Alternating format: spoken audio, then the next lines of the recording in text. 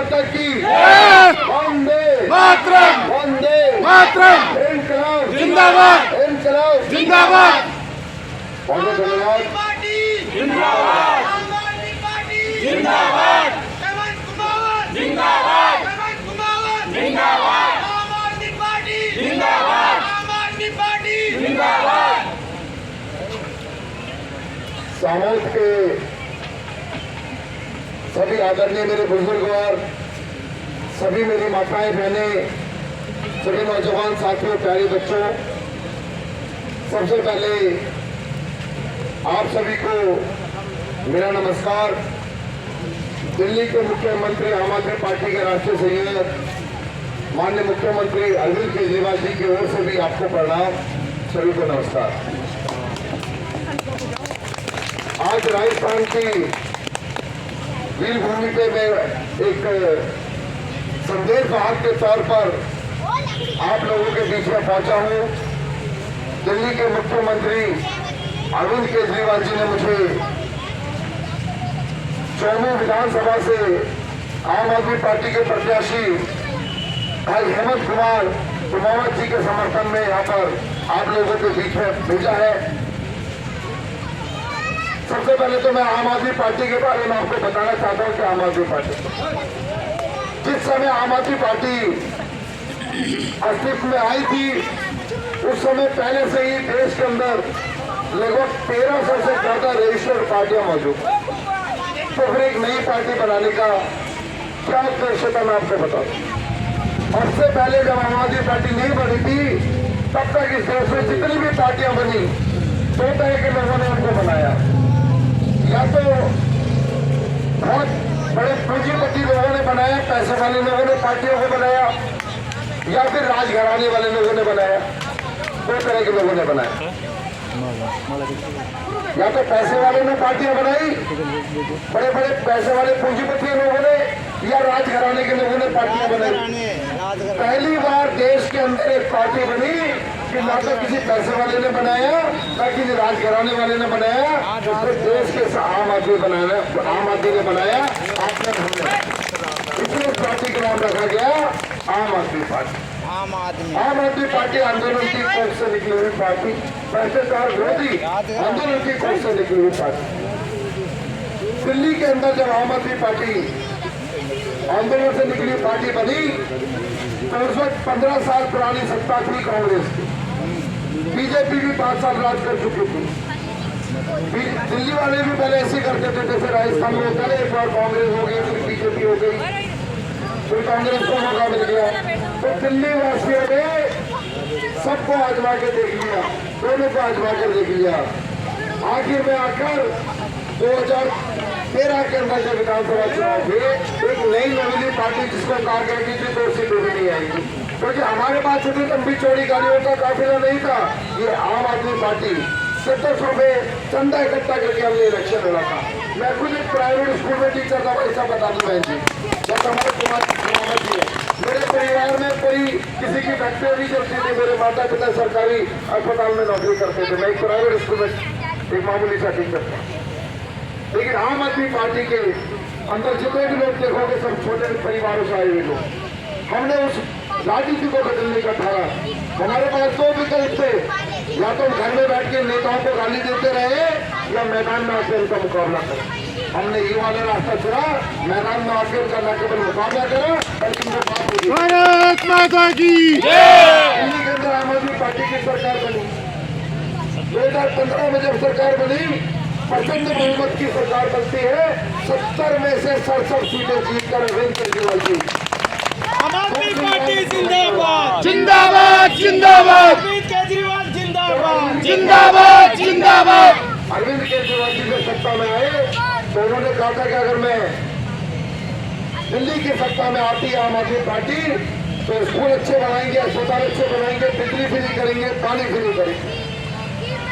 अरविंद केजरीवाल जी ने कहा था, और अरविंद केजरीवाल जी ने जो जो कहा वो तो पूरा किया, जो नहीं कहा तो वो भी पूरा करके दिखाया। स्कूल इतने शानदार बना दिए, बिजली पानी फ्री तो करा, उसके अलावा स्कूल इतने शानदार बना दिए कि दिल्ली के अंदर किसी भी गरीब आदमी का फंक्शन नहीं। पहले हर बात में ताकि करने की जरूरत नहीं है, बता समझ लीजिए। गरीब आदमी का सपना क्या होता है? हर गरीब आदमी का सपना होता है कि मेरा बच्चा अच्छे से पढ़ लिख जाए, मेरा बच्चा, मेरी बेटी, मेरा बेटा अगर अच्छे से पढ़ लिख जाएगा तो वो किसी सरकार का, किसी नेता का मोहताज नहीं जाएगा। यही सपना होता है ना। मैंने जैसे मेहनत मजदूरी करके अपना पेट पाला है, ऐसा मेरे बच्चों को ना संघर्ष करना पड़े। मेरे बच्चे पढ़ लिख के अफसर बने, बड़ा आदमी बने, कि ताकि उनका जीवन ज्यादा खुशहाल हो। यही सपना होता है गरीब आदमी का। हर गरीब आदमी के सपने को पूरा करने का काम अगर पूरे देश में किसी ने किया है तो माननीय अरविंद केजरीवाल। आज दिल्ली के अंदर किसी भी गरीब आदमी से आप पूछ कर देख लीजिए कि आपका बच्चा कहाँ पढ़ता है, तो भाई साहब वो कॉलर ऊंची करके बोलता कि मेरा बच्चा, मेरा बेटा, मेरी बेटी दिल्ली के सरकारी स्कूलों में पढ़ते हैं कि जो प्राइवेट स्कूल से पहले की सरकारों ने, कांग्रेस बीजेपी की सरकारों ने जो स्कूल बनाए थे वो सारे के सारे भूत बंगले बन गए थे। प्राइवेट स्कूल उन्होंने चमकाने के लिए, क्योंकि ज्यादातर बीजेपी और कांग्रेस के लोगों के स्कूल बनाए थे, सारी शिक्षा का बेड़ा गर्क कर दिया था। शानदार काम करके दिखाया, बुजुर्गों के लिए शानदार इलाज का काम कर, मोहल्ला क्लिनिक खोल दिए जगह जगह जाकर, अस्पताल अच्छे बना दिए। अस्पताल में दवाई लेने जाते थे कि 100 रुपए वाली दवाई से फोटो बांध के मिल जाती थी, 100 रुपए वाली दवाई को बोल देते थे कि जाके बाहर से खरीद लो। लेकिन आज दिल्ली के अस्पतालों में सूरत हाल बदल चुका है भाई। चाहे दवाई 2 रुपए की हो, चाहे 100 रुपए की, 1000 रुपए की हो, सारी की सारी दवाई मुफ्त में। ये बदलाव अरविंद केजरीवाल जी ने किया है। आज माता बहनों के लिए बसों में सारी यात्रा फ्री है। दिल्ली के इस कॉलेज से उस कॉलेज तक चले जाइए, चाहे एसी बसों में बैठ जाओ, तो कैसे बस में बैठ जाओ, किसी भी बस में बैठ जाओ, सब माता बहनों के लिए बसों में यात्रा। आज हर गरीब आदमी को 8 से 10,000 रुपए का फायदा जो दिल्ली में रहते हैं। बच्चों को अच्छी शिक्षा मिल रही है, अच्छे स्कूल बन गए, अस्पताल अच्छे बन गए, मोहल्ले क्लिनिक खुल गए, दवाई मुफ्त मिल रही है, इलाज मुफ्त हो रहा है, बसों में यात्रा फ्री हो रही है, बुजुर्गों के लिए तीर्थ यात्रा फ्री हो रही है। ये सरकार, पहली सरकार आई दिल्ली के अंदर आम आदमी पार्टी की, कि जिसने गरीबों को राहत देने का काम किया, आपके खर्चे कम किए और आपकी जेब में पैसा डालने का काम किया सीधे। बाकी किसी सरकार ने ऐसा काम नहीं किया। 2015 के बाद जब 2020 में सरकार बनी, सरकार इलेक्शन था, जैसे भी इलेक्शन चल रहा है ना, तो अरविंद केजरीवाल जी पत्रकारों के सामने पहुंचे। जब पत्रकारों के सामने अरविंद केजरीवाल जी पहुंचे तो पत्रकार कुछ सोच रहे थे कि केजरीवाल जी 5 साल सरकार चलाने के बाद पत्रकारों के सामने आ रहे हैं, मीडिया के सामने आ रहे हैं, तो बोलेंगे जी हमने अस्पताल बना दिए, स्कूल बना दिए, बिजली फ्री कर दिए, पानी फ्री कर दी, यात्रा फ्री कर दी, बहनों की तीर्थ यात्रा शुरू कर दी, आप हमें वोट दीजिए। लेकिन आपको जानकर हैरानी होगी कि अरविंद केजरीवाल जी ने ऐसा कुछ नहीं कहा।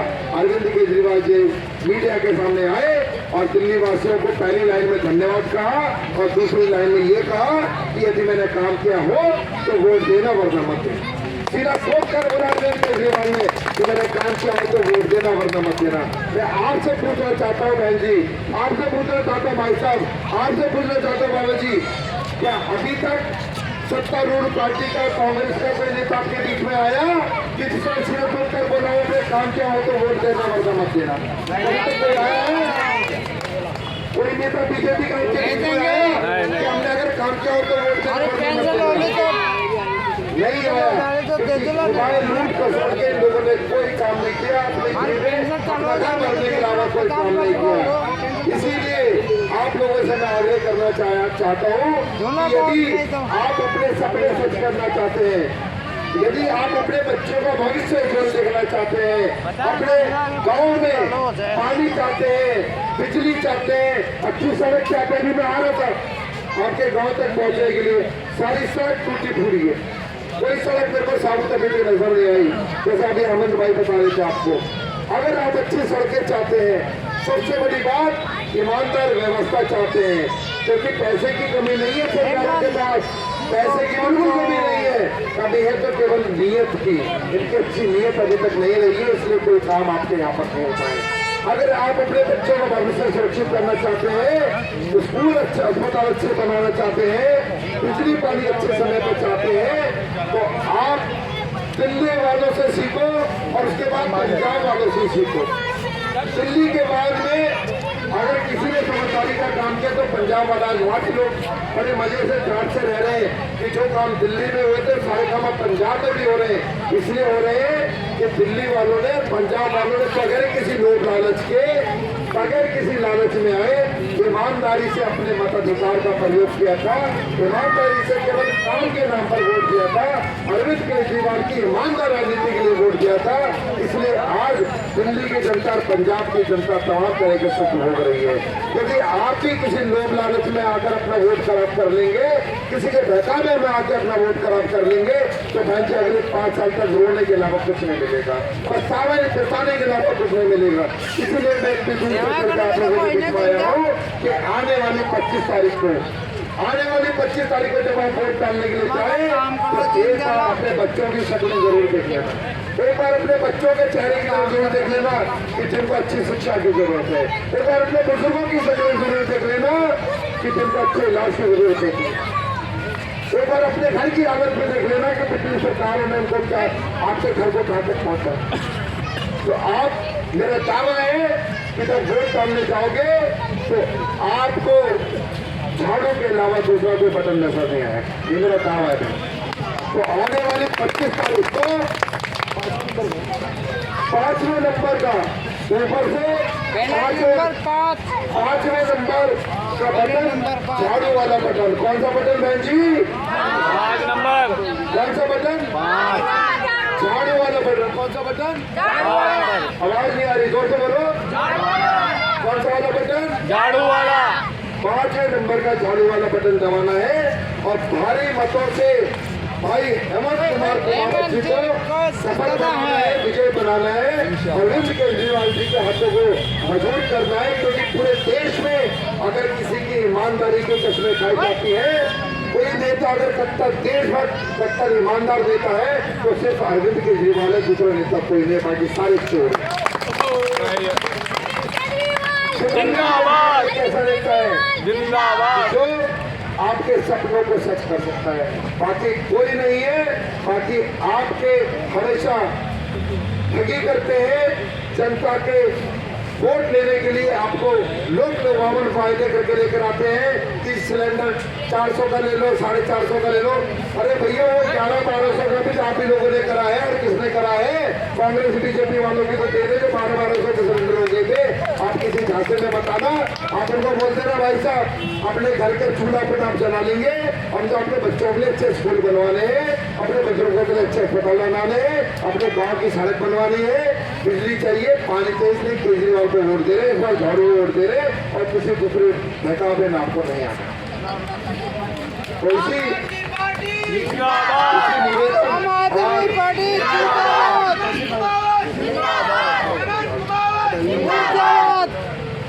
तो मेरे प्रिय छोटे भाई हेमंत कुमार कि जो पहले खुद एक टीचर रहे हैं, मैंने जब आकर इनको बताया कि मैं प्राइवेट स्कूल में टीचर था, इन्होंने बताया कि मैं भी टीचर था भाई। उसके बाद में इन्होंने बीड़ा उठाया, समाज सुधार के लिए, सामाजिक सेवा के लिए अपने पूरा जीवन समर्पित कर दिया है।